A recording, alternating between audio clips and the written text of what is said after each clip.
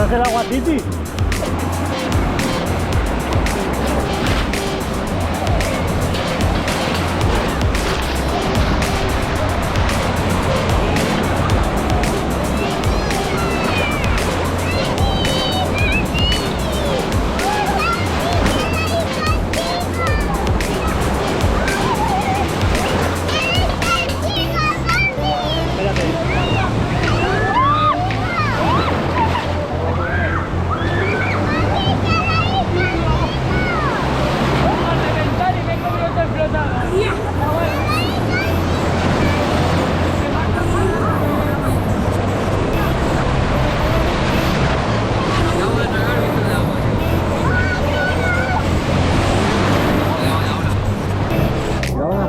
Mira esto, mira esto. Ya. Esta es la sola de la bolita.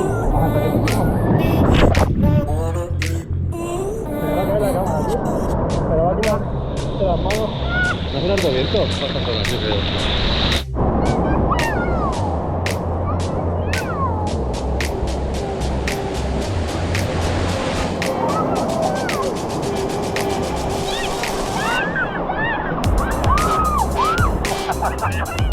Hay que estar en la atracción.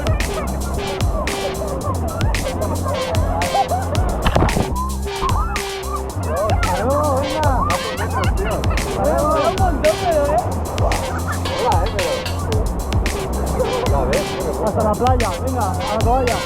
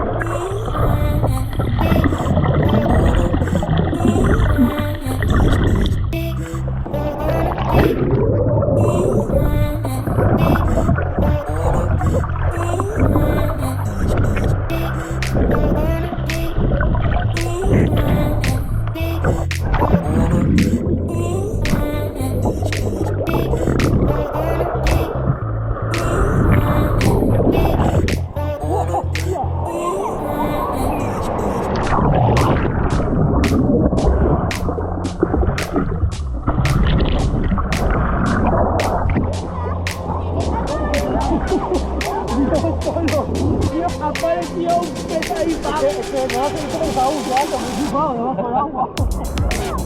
Debajo del agua está diciendo, ¡joder, Dios!